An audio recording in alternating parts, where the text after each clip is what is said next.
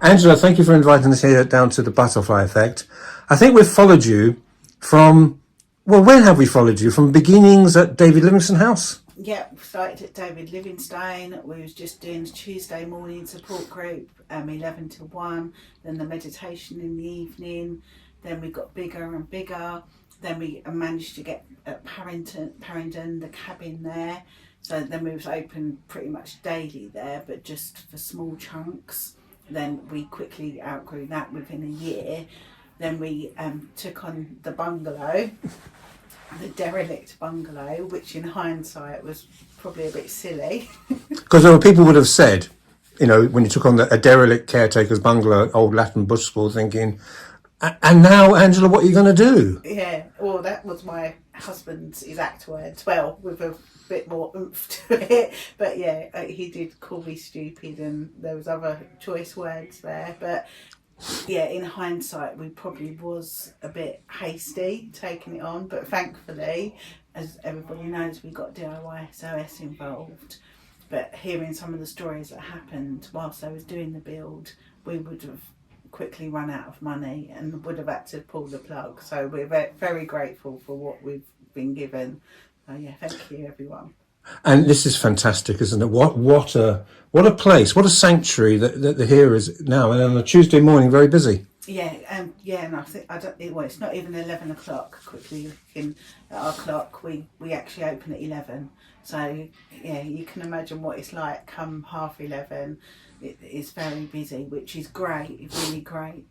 But yeah, we need to bring more resources in to keep it going, which is our problem at the moment. So could you be a victim of not a victim of success, that's a very negative term, but now we're in end of January 2024, what's needed? What's on your wish list? We desperately need funding. So we're very lucky to have a lot of volunteers that give up their time, and we are open. Like if you look at our recent timetable, we are open quite a lot during the day for groups, but our plan is and always was to be open from 8 o'clock in the morning till 9 o'clock at night, because even when we're here and we're tidying up or we're here and putting the food out that we put out in the morning, the doorbell is non-stop, even if we haven't got groups and it's people popping in, albeit they need some food, or occasionally we unfortunately get people dropping in that are suicidal,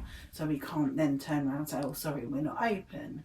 So we really need that funding. We've put in for a few applications, but we really need some help with funding, be it if anybody can help us out with the GoFund page, or putting it out there that we need help, because we do need paid staff really to be here so that we can open, well, from 8 till 9 every day. Because you provide a valuable service, and can you just give us a flavour of, for example, people are coming here this morning at lunchtime, what are the services you provide? Well, our group today that we've got on, we had a meditation this morning 9:30 till 10:30, and then from 11 till 2:30 we call it our social support. So people will come in, they'll have a chat, they'll get some things off their chest if they're holding on to things, because they may be that they don't want to share it with their family members because they don't want to pull them down, that's their words. So they just come in, they have a chat. We do unfortunately get probably on average 5 people coming in weekly that are suicidal now as well. So we get that, which is really heartbreaking, but they then join up and they've been coming to us for the groups, and then if we know that they're in that state of mind, we will have daily contact with them. So if we're not open, we will call them and have a conversation with them. And are you able to direct people possibly in the right direction? There's a limit and you have to say, I'm not an expert in this or an expert in that, but I can point you in the right direction. We work quite closely with Mind, we work closely with Rainbow Service. We've got a really good relationship with the mental health team that are actually based at Latin Bush, and they come in a couple of times a week. I have a debrief with them weekly, so I talk to them weekly to let them know what's been going on in the hub, and obviously quite a lot of their users use our services as well. So if we do need help from them, and we could even, like if we needed help now, we would just ring them, or one of us would go up there and somebody would instantly come down to help us out if it's something that we couldn't deal with. But let's focus on the positive though. There's a reality, isn't it? The reality, here we are in 2024, funding, etc. But it's just a magnificent building, isn't it? And so many different elements to it. Yeah, we're currently sitting in what we call our calm room. So when new members come in, we'll bring them in here, we get them to fill out a new member form. If somebody's upset in the group, or if somebody comes in that's suicidal, we'll bring them into this space, and it's a really calming environment.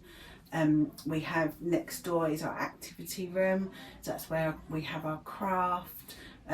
We use it as an overflow room as well, because we're very busy on the support group, so we'll use that as an extra space. And then we have our main room where we've got 4 tables, and there's 4 chairs around each table, and there's teas and coffees that people can help themselves to. There's always a biscuit barrel out as well. And then at lunchtime we either do toasties, jacket potatoes or bacon sandwiches, which are £1. So it's quite reasonable. And then every now and again we'll do a proper dinner, which is £2.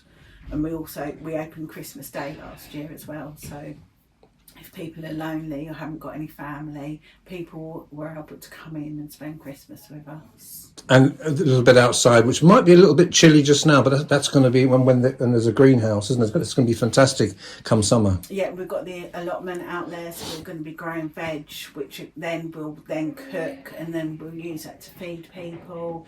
So yeah, we've got the greenhouse, quite a large greenhouse, which we've got some baby vegetables getting ready to go into the allotment, and we've got a gardening group on a Tuesday at 10 o'clock and on a Wednesday at 12 o'clock. So we run 2 gardening groups a week. Just a couple of questions before we finish. Men's health is very important, men's mental health.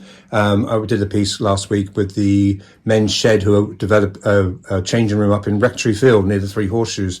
You know, men are very welcome. It's really important, guys, mental health. Yeah, no, we accept men. We've got a few men that come to our support groups, but we also run a men's group, which is run by men, so it's not us women that are in at you. So it is actually run by men, and men that have been through it as well. One guy lost his a child, and the other guy that runs it has been an alcoholic, so they've both been through it, and they've both got through the other end.